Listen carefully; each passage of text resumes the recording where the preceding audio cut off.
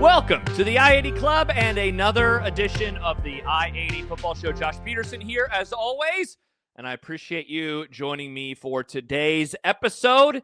If you like what you hear, if you like what you see, of course, a like and a subscribe on our YouTube page. Subscribe to the I-80 Club wherever you get your podcasts, and for even more, including bonus episodes, every episode of Volleyball State, and access to our Discord server, you can go to patreon.com/I-80 Club. If you want the latter, just $8 a month. If you want what we do content-wise, $5 a month. I am so excited for you to hear today's episode. It is a fun one. It is with friend of the I-80 Club and now two-time guest Max Olson of ESPN.com.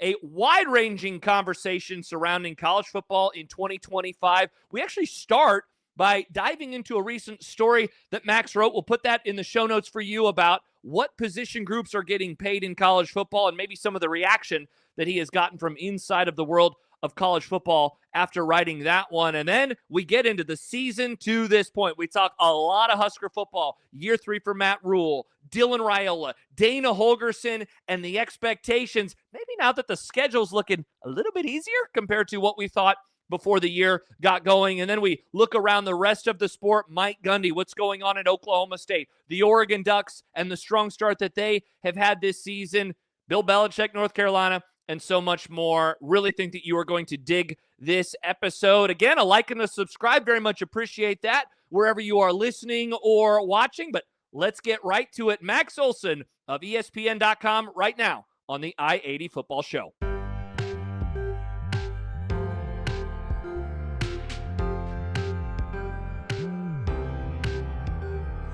So happy to welcome back to the I-80 Club and this season, the I-80 Football Show. It is our friend Max Olson from ESPN and ESPN.com. Max, how are you? Thanks so much for joining us.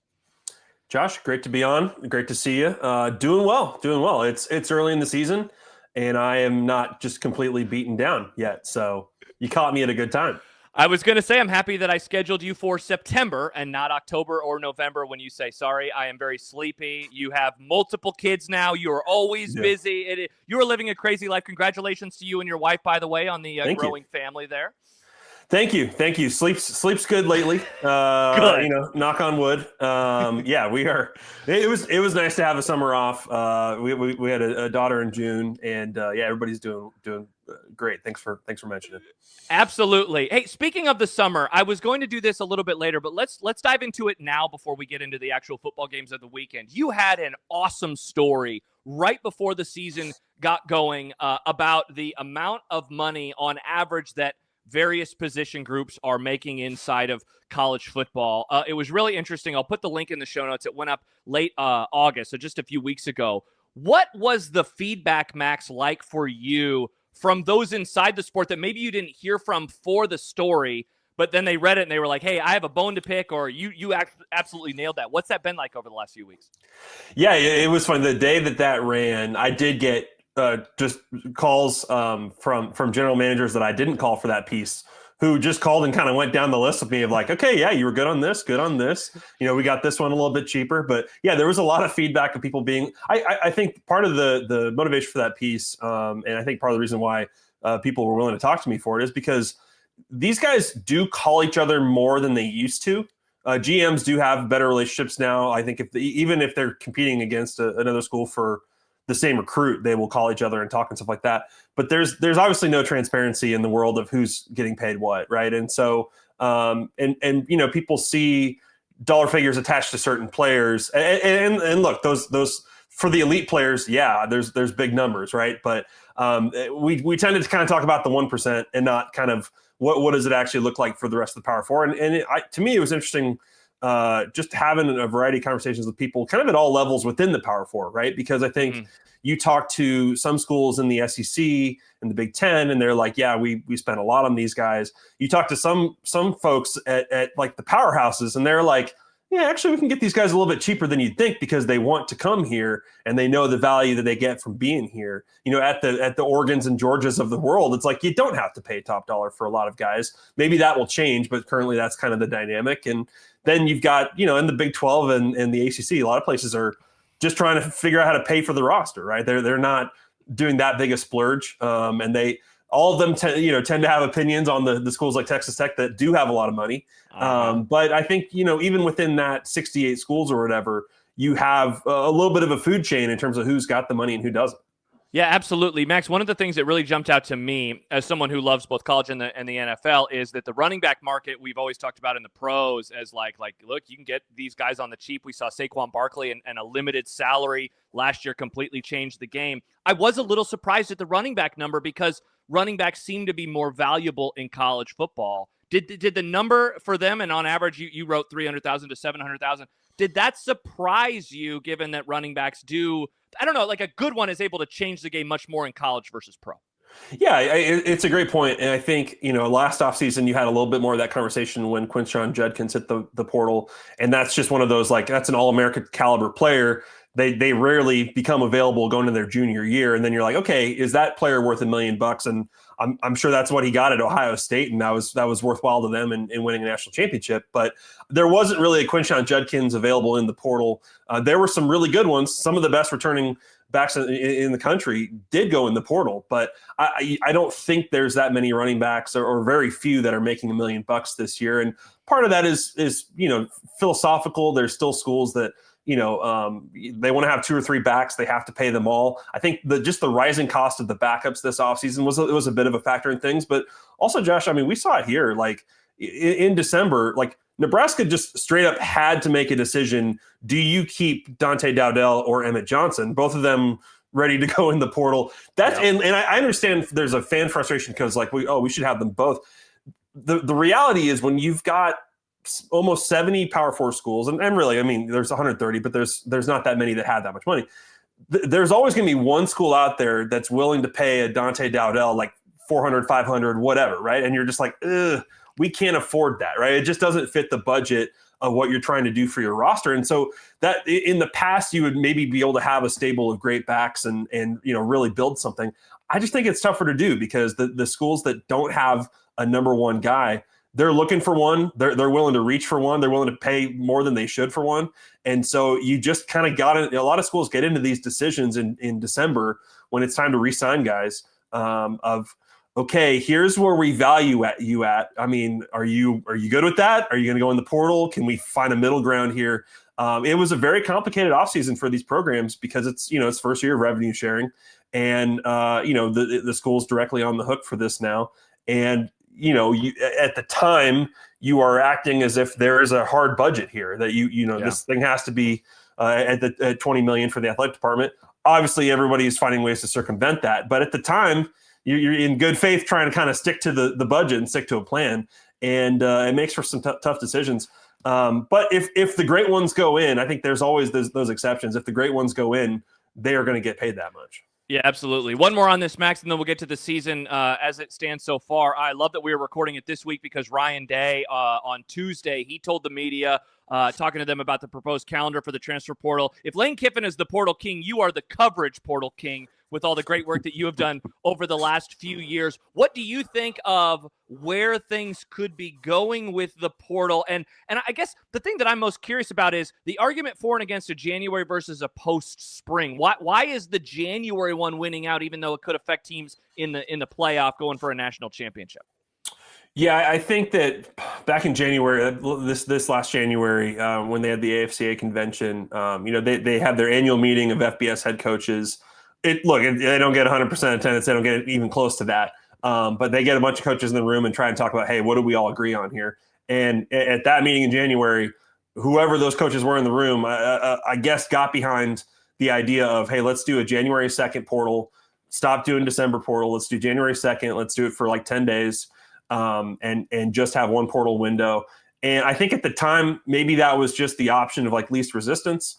Or just why in that moment, I think there was a lot of frustration when a Bo Pribula leaves Penn State, when, you've got Preston Stone and Devin Brown and all these backup quarterbacks and all these players on playoff teams that are like feeling like, hey, I've got to put my name in. I've got to make a move here, even if they're staying with the program.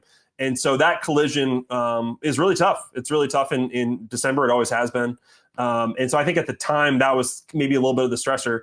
And so that was like the best of all the bad options, because obviously if you move this to January, there are some schools that start school right in January, right at the beginning of January, and some that are much later. And so that varies from school to school. And there's going to be a lot of cases, I think, if we go through with this, where players can take one official visit and then go enroll at their new school, and that's it. It's not much of a recruiting process. So at the time, that was the proposal they moved forward with, and now it's looking like that's the one they want to move forward with, as the change for this upcoming offseason, as the NCAA announced last week.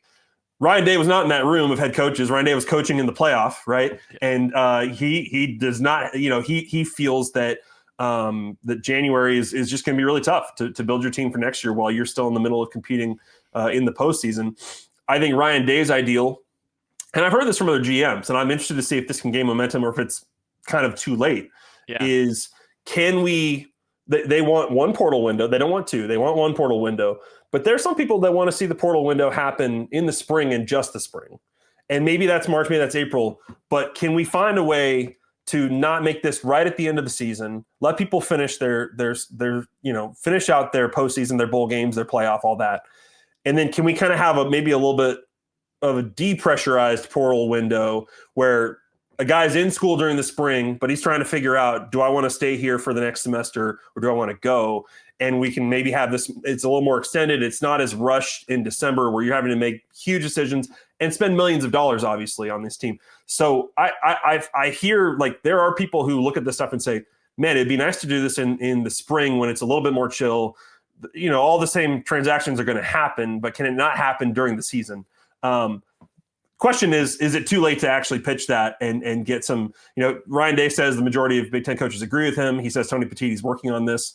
We will see if they can, make a last minute change of course here. Yeah, it'll be interesting to follow for sure. So let's get to the season, Max. I have had on multiple colleagues of yours, former colleagues like Sam Kahn Jr. From The Athletic, to talk about Matt Rhule and year three. You were covering the state of Texas, or Texas, the Big 12, back in 2019 when he had that massive jump with Baylor. So I wonder what you have thought of living here in Nebraska as this season has closed in and now it's started, about those types of conversations, because they win a one-score game against Cincinnati. They, of course, run Akron off the field, and Akron, we don't have to do the thing that we've done all week long. They're not very good. And now we're all just kind of counting down to the Michigan game next weekend. What's been your view of the program as this season has approached and now started, and that idea of the year three bump from Matt Rhule? Josh, did I see you share the screenshot this week of like, hey, maybe this is like a 9-10 win team now?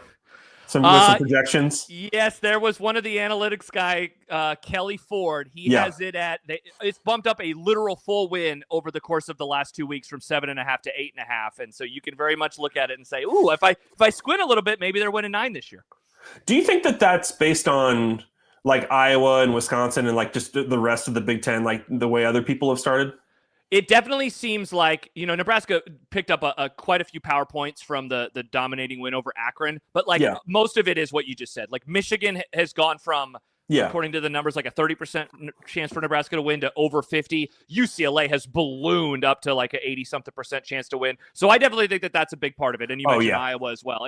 Is not just Nebraska, but really the UCLA does look bad. My eyes can confirm that. Yeah. Same with Northwestern too. And I saw them in person last week, and they have a whole host of issues as well. So I think that's playing a big part for sure. I think there's a part of that, and that's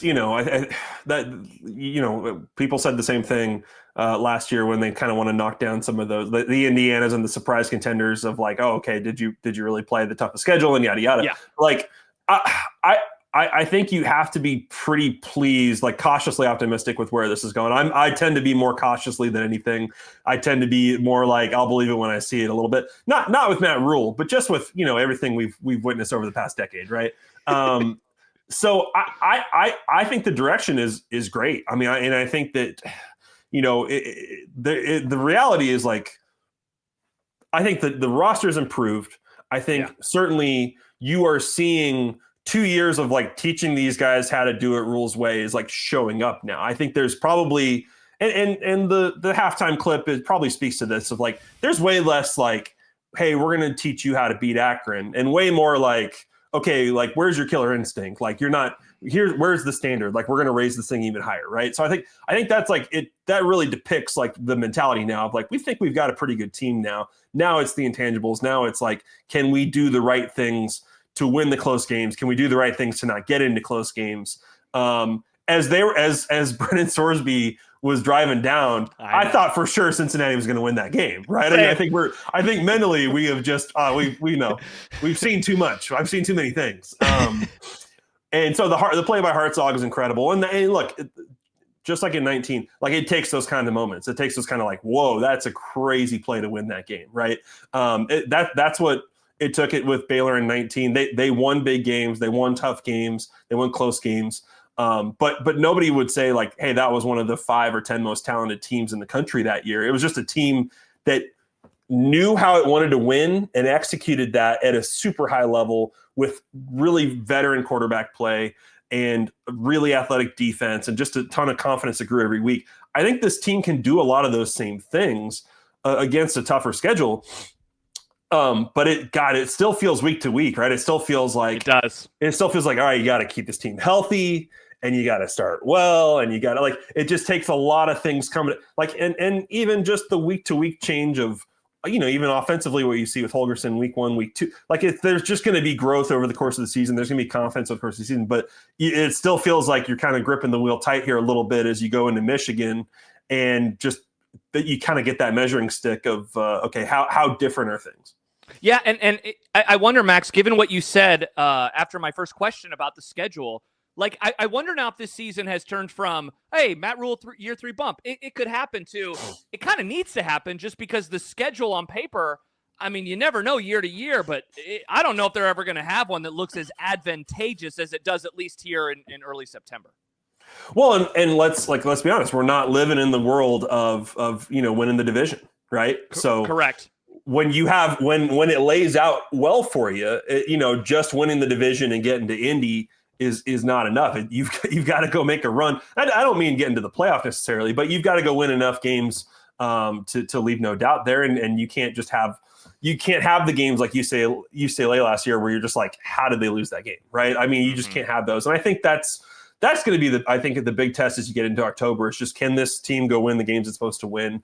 And I think for years, it has always amused me for watching from afar, Josh. Like every year you get to the end of August and it's like, this team's going to win 8 or 9 games. Like, no, every time, every projection. I mean, I'm sure Sean Callahan and said everybody's tired of writing the exact same prediction at the end of August. And then you get to the middle of October and you're just like, ooh, shit, how do they get to 6 now? You know what I mean? And I think that this team will not have that same curse that so many other teams have had. I think that, and obviously last year's team started hot and got to 6 faster. But I think it doesn't feel like Groundhog Day to me. It feels like it can be different this year. It's going to take, staying healthy. It's going to take, playing well against Michigan and not just having some of these games that just totally dent your confidence. But it's still, to me, it's still like, I think you're right, though. With the way the schedule sets up, the way that other teams are down, it's time to go take advantage.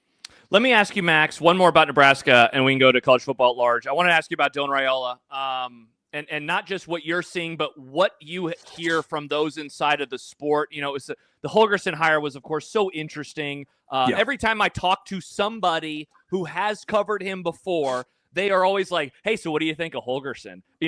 Usually when the interview is done, hey, what do you think of Holgorsen? Let me tell you some Holgorsen stories. So, there was that backdrop, of course, and the move that they make. You just mentioned the UCLA game. They make the move after the UCLA game in 2024. Dylan Raiola seems to be the catalyst to whatever's going to happen. Of course, is going to usually come from a quarterback. What are you seeing, and what are you hearing about Dylan Raiola from those inside of college football?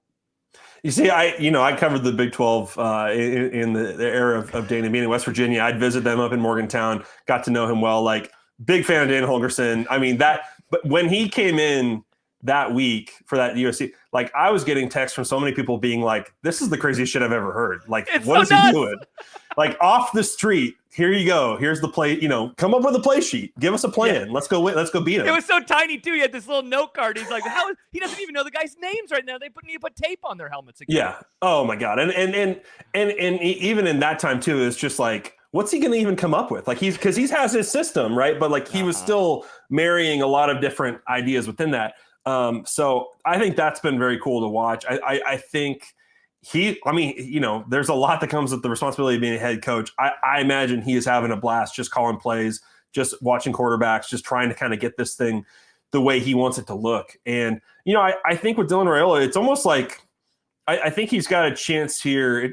Is he like a little bit underrated nationally now, Josh? Like I feel like he doesn't really actually. People kind of only talk about the Mahomes stuff and don't really talk about like where he's at as a sophomore. Yeah. And it wasn't perfect. It wasn't always clean at times against Cincinnati. I think if you watched them against Akron, I mean it's an easy opponent, but like you certainly see them finding some stuff that they like, and you see some throws that he made to Key to Lindemeyer where you're like, okay. I mean don't forget there's some pretty special arm talent there.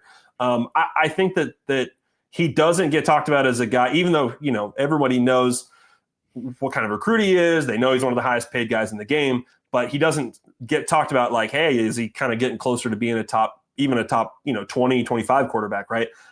I think the growth is showing up. It's going to take those big stage games like Michigan for everybody to kind of see it. But it certainly seems like for a kid who had a lot on his plate as a freshman, it seems like he continues to handle it pretty well. And it seems like this team does respond to him and like him. And, I think they, the big thing in December was just like, you got to get him some weapons. And I think they did that. I think you clearly watch Key and Hunter and feel like, man, that those were hits. Those made sense and are working out. And then you take the growth from Barney. Like I like where they're at offensively, and I think the offensive line's a little bit better. And it feels like it's all coming together. Like the pieces are there, Josh. We just got to kind of see it actually happen against good competition. Yep. 2 weeks from now, I think we're going to be able to have a pretty, not definitive, but a pretty, a much more informed conversation about where the team is going moving forward. And it'll be interesting to get there. Max, we had you on the I-80 Club about a year ago. And at that point it was, hey, early season, 12-team playoff. Like it's going to be cool to kind of see what this turns into. I thought that the regular season turned into one of the more enjoyable ones where week to week we had a lot of upsets. Maybe it wasn't to that 2007 caliber that all of us have been dreaming about for years and years, but it was pretty good. It seemed like the talent flattened out a little bit in the sport. I wonder through 2 weeks, again, no definitive statements can be made, but do you feel like we are now entering into this new era of college football, whether it's because of the portal, whether it's because of rev share, and whether it's because of maybe even in the back of the minds of these teams and players specifically, 18 to 22-year-olds, they know like every game, if you lose, you're still going to be somewhat okay. I'm throwing a lot at you, but I'm wondering what you are seeing inside of the sport of college football in this new 12-team era of the sport. It's fun for me I feel like I have to watch more teams. I feel like I have to consider more teams. I don't have an AP top 25 vote. Maybe it would help them if I did. But I think that like we're in a moment here. We're still a couple weeks in where it's like, Josh, like, could Oklahoma be a playoff team? Like totally possible. Could Utah be a playoff team? Like for sure. Texas Tech could. Like we're watching USF early on. You're like, whoa, they figured like Byron Brown is playing at a really high level. Alex Golesh has like got things figured out there. We tend like, you have the buzzy things that get your attention like Napier and all that kind of stuff. But like, I think we are in a time right now where more teams matter. And that was the thing I always liked about the concept of the 12-team playoff is that it's not just about, hey, who's the best team in the SEC, who's the best team in the Big Ten, but you have to care about the rest of the top 25. You have to watch more games in October, November. The conference races matter more. Yes, yes, you take a little bit of the stakes away of who lost the first game, and when you have the powerhouses go head to head, and I get that. I get the like annoyance, but I don't feel like the regular season has been diminished. I don't think the 12-team playoff has been a lesser product than previous playoffs. That's just how I watch it. I understand if people still have some angst about this stuff, and if they feel like 12 was too much and you would have been happier with 8, like I'm sure there's probably some merit to those kinds of arguments. But like, man, I've enjoyed what we have now, and I agree. I do feel like now that everybody has to invest money in their roster, not to the equal amount. Not everyone's the same, right? You watch Oregon and Oklahoma State; they're both spending a lot of money. They're not the same, right? They don't have the same kind of players.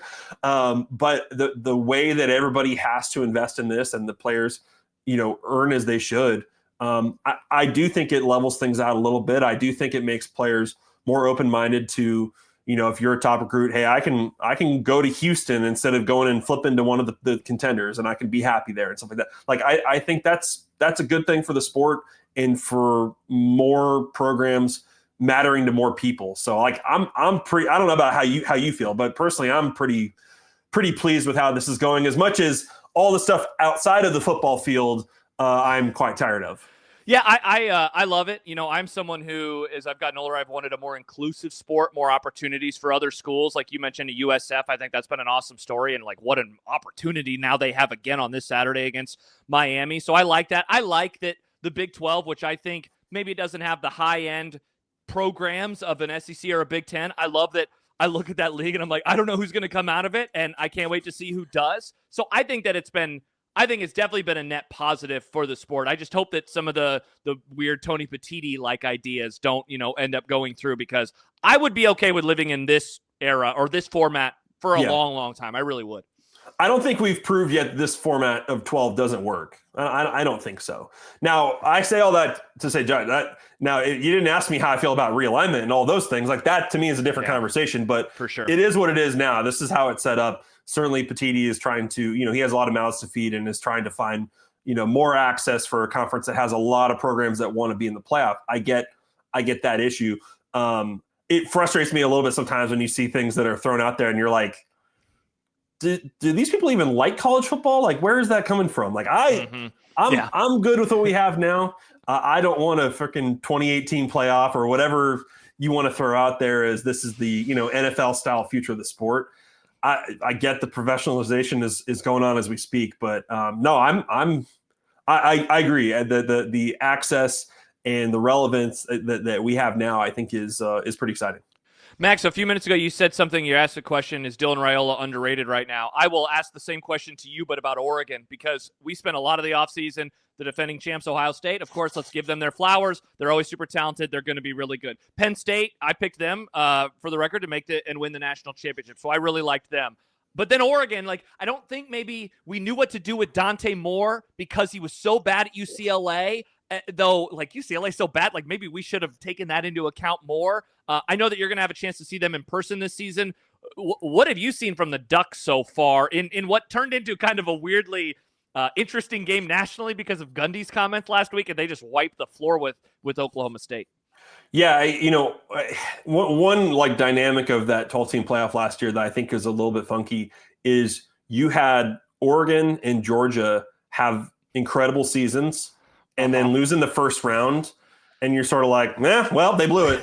And you're like, wait, Oregon was undefeated. Oregon was incredible, right? It was, that was, but nobody, with the way it's set up now, nobody's like, remember how great it was that we won the Big Ten? It's like, no, you lost in the first round of the playoff. Yeah, exactly. So it's like the win over Penn State. Yeah, who cares?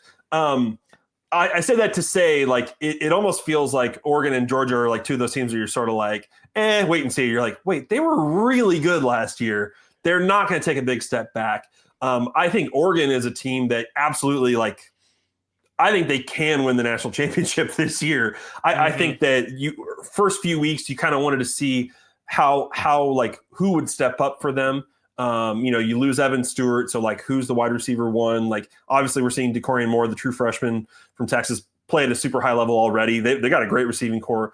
You saw Mekhi Hughes come in from Tulane, who's one of the best returning backs in the country. He's not even starting for them because they're that loaded that they trust Noah Whittington to be their guy. And they're splitting carries and all that. But I think there was for them a little bit early on a feeling out of what do we have? What's our best foot forward? But I got to go visit Eugene in November. I sat down with Will Stein, and the comparison he dropped to me was from what he was seeing from Dante Moore in practice. They loved what they were seeing.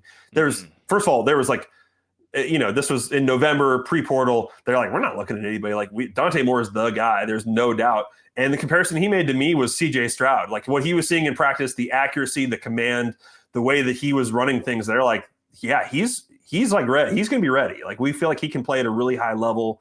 They loved Dylan Gabriel. They were,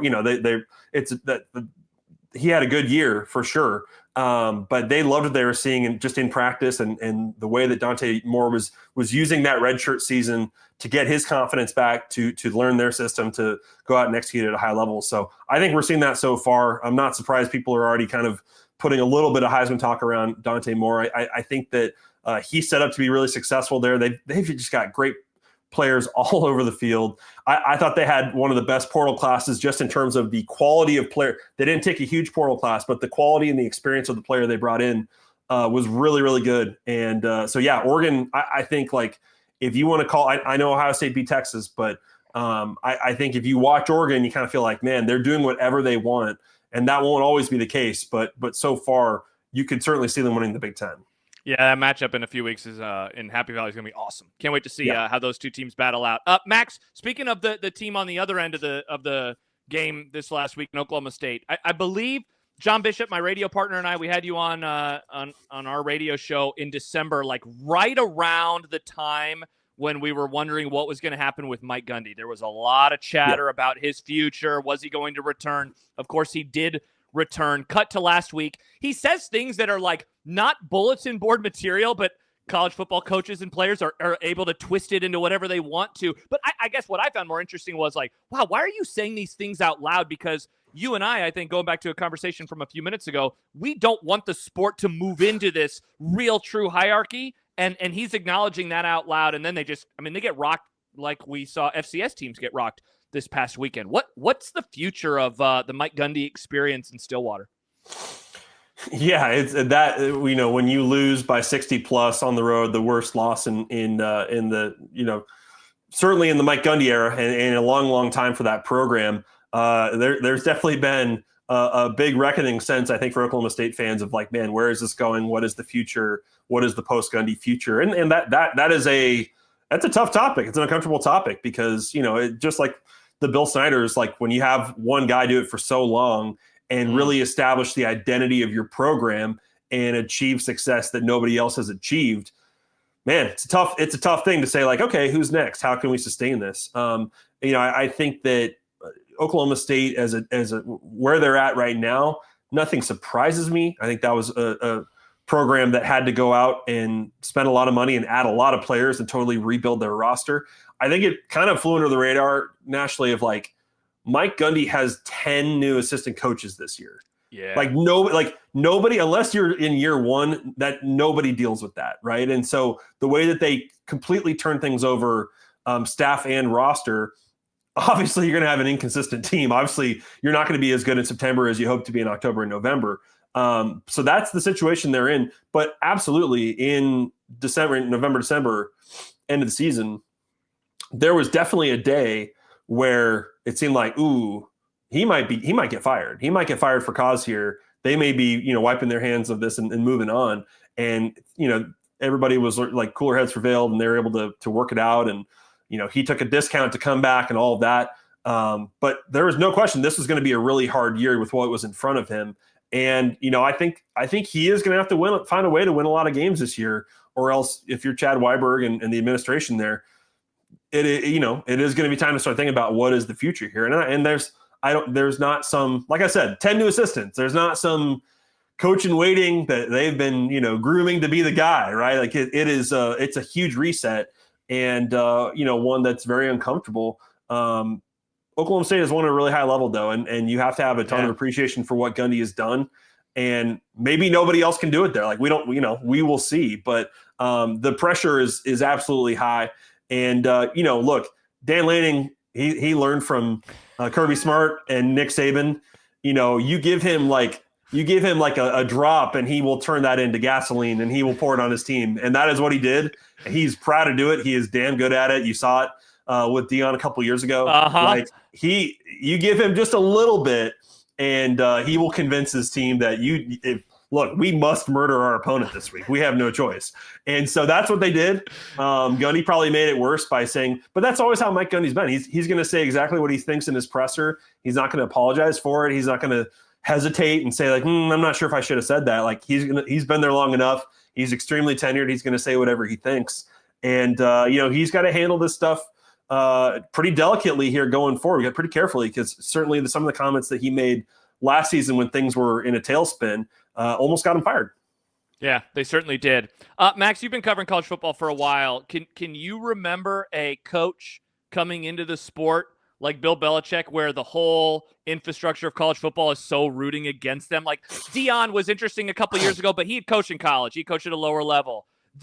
The glee in which people seem to be, certainly the Labor Day night game, and they didn't play very well versus Charlotte in a win, but the glee that they enjoyed that was unlike anything I can really recall seeing in my time observing college football, and that's been about 30 years now. Yeah, I don't think people were like watching in pride and enjoyment for TCU. I don't think that's why they were watching it. And TCU looked phenomenal. That was TCU hasn't didn't had a bye week last week, so we will see how much TCU that maybe TCU is a top 25 team. Maybe they are a Big 12 contender. That's totally possible. But yes, it did seem like people really delighted in watching Bill Belichick frown his way through a blowout loss there in the opener. Again, like on paper, it's not unexpected. Like I don't know that wouldn't say I love what they did in the portal. They did probably the best they could for the money they had, and Mike Lombardi, his GM, is learning as he goes. In adjusting to the college game after so much NFL experience. I think Carolina tried to kind of patch up the holes here. They lost a lot of good players out the door who went to other Power 4 programs, either after Mac Brown, was out there or even post spring. And so it's a rebuild, right? It is not a, hey, we brought in this quarterback from South Alabama and we're going to go win 9-10 games and we're rolling. Like, I don't think that's going to be the case. And how much will there be like a fascination around a North Carolina team that's pretty average? I don't know. I mean, I think you saw it with Colorado year one. Everyone's locked in for 3-4 weeks. And then once you start, you lose to Oregon, USC, then it's like, okay, I've seen all I need to see here. I wonder how much people will be paying attention to Bill Belichick in November when they're fighting to get bowl eligible. But, he took on, it's a program with potential for sure. But it's an uphill battle there at North Carolina to get that thing competing with the best in the ACC. Max, a couple more before I let you go. You covered Texas for a while when you first got into the business a little over a decade ago.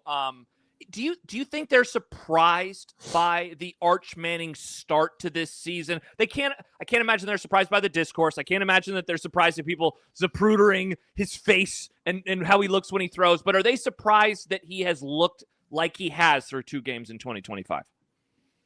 Well, two games in, Josh, I'm prepared to unveil my hot take, which is I don't think Arch Manning is a top 10 quarterback yet. Okay. Oh, wow. That's hot. I mean, I'm going to just throw that out there and going to get a lot of hate for that. But I don't think that it is a bit of a reality check. And look, Ohio State, Matt Patricia deserves a ton of credit for everything he threw at an inexperienced starting quarterback. And he had an advantage in that being game one of coming in there. And, he's bringing concepts that he knows from the NFL that, Sark has seen, but Arch Manning has certainly never seen, right? Mm-hmm. And so I think Ohio State did an exceptional job of making Arch Manning really uncomfortable for 3 quarters. And I think you saw the footwork, regress. I think you saw in terms of just knowing where to put the ball, Arch Manning was stressed in that game. There's no doubt about that. And he started slow against San Jose, and then he kind of rips off a few big plays. That offense can always generate big plays and open looks, and Sark does an incredible job of that. But I think you got to be realistic with Arch Manning. I think that he will get better over the course of the season. I don't think he's going pro at the end of this year. I think all of the stuff about he's going to go pro and he's going to be the number 1 pick. It's just a lot of it's based on a sexy name and a couple sexy plays last season. But certainly you got to build the body of work, and there's a reason why Texas did not bench Quinn Ewers for Arch Manning last season, even when Quinn Ewers was not even close to 100% healthy. He was nowhere close, but they still went with the guy who had experience because that matters in the SEC. And so, Arch Manning's got to go out there and gain that experience and have the ups and downs, just as Dylan Raiola did last season, just as all these guys do as freshmen and sophomores. And yeah, he had more time to wait and watch, but you got to go out and do it. And so, I think there's been a little bit across the board. There's been a little bit of that for Texas where Ryan Wingo, Colin Simmons, these are extremely talented players. They're still young. They're still sophomores, and they're still going to have growing pains and make mistakes and have penalties and have drops and all that kind of stuff. I think you got a team that's kind of pressing a little bit, and now that you're past Ohio State, shouldn't be. And you got to kind of get that mojo back a little bit. But certainly Ohio State and the just complete inability to score on Ohio State until the last minute there. I think it certainly showed you like they still got a lot of work to do, no matter how talented that roster is. All right, Max, last one, and then we'll let you go. We spent a lot of time just talking about the sport at large. I want to ask you about one game, and under the radar or underrated has been used in this conversation a couple of times. Tennessee, I thought, super under the radar in the offseason, right? Like they really came onto the scene so strong a few years ago. They've been good. They made the playoff last year. They lose their quarterback. Honestly, now you kind of wonder if it's going to be a net positive for them. Right. This game versus Georgia. Georgia's such an interesting program because I think we all, they won 2 in a row, right? So like they get crowned whatever they want to get crowned. But I think we did view them as like time for them to be Alabama. And I just don't know if they are going to be that. Like, how are you viewing this really big early season matchup on Saturday? Yeah, I think the recent history, is Georgia 8 in a row against Tennessee, and not a lot of close games. I mean, not a lot of close final scores. There have been some close games, but not a lot of close final scores in that rivalry. So Kirby Smart has certainly had their number. And I think that Georgia, we probably just haven't seen anything close to like what their best ball, their finished product is going to look like. I think they've added some good pieces there. But is Gunnar Stockton like a championship winning quarterback? We have no idea. We really don't. And I there was a time in December when Georgia really thought about like, hey, maybe like things are a little weird right now. We're not sure if Carson Beck's going pro or if he's coming back. Like maybe we should go get Fernando Mendoza. And they really thought about it and almost did. And because you just didn't know, like, was Beck going to come back? Can, Gunnar Stockton, he can be the guy, like he can be the starter, but can he be like a championship level starter? We just don't know. And so I'm fascinated to see how he looks in this game because I think Tennessee, a little banged up on the defensive line. That is concerning because I think Georgia offensive line looks really good. But, can Gunnar Stockton go out and rip it against a good defense and go win a game? I think that, they've got a good run game with Nate Frazier. I think Zachariah Branch gives them a lot of explosiveness. And I think that's a huge asset for Mike Bobo. But there's still a lot we don't know about Georgia. I think we have a pretty good sense of where Tennessee's at. And I agree. I think Joey Aguilar has been an upgrade, at least so far. 2 games in, over 12 games, we'll see how we feel about that. But for a guy that came in with a reputation of turning the ball over a lot at App State, I think you're seeing growth in terms of how he's operating this offense and taking care of the football. It's a huge test for him. I still like Georgia to win, but like if Tennessee won, and we're talking about Tennessee as like a top 5, top 10 team, you'd be like, okay, I could see it. It's going to take a lot going right to finally break that streak. But I think there's still just a lot of unknowns with Georgia where, it might be an ass kicking, but we haven't seen that so far from them through the first 2 games. Should be a lot of fun this weekend. This was a lot of fun. Max Olson, ESPN.com, friend of the I-80 Club. Max, thanks again for taking the time, joining us, chatting about some college football. Safe travels. Get some sleep because it's a very long season. You have many more weeks to go, but thanks again for joining us today. Hey, man, always a pleasure. Great to see you. Appreciate what you guys do. And, enjoy the games ahead. Thank you again to Max Olson of ESPN.com for joining the I-80 Football Show this week. More great guests to come. Was able to confirm earlier today next week's interview. I think that you are really going to dig that one. Another look at college football. We have an NFL guest coming up later this month and so many more as the season unfolds. If you have a guest that you would like for me to talk to on the I-80 Football Show, just hit me up, whether it's on social media. You can also email the podcast, interstate80club @gmail.com. Would love any of the recommendations or feedback. And again, a like and a subscribe to the YouTube page and a 5-star rating and a review wherever you get your podcast would certainly help as well. And patreon.com/I80club if you, again, would like everything that we have to offer. Coming up over the next few days, we have another Big Ten breakdown getting you ready for week 3 of the sport from Ben Stevens. That'll be available Friday morning. On Saturday, Jack Mitchell, myself, will have the Saturday morning coffee show. We're going at 9 o'clock again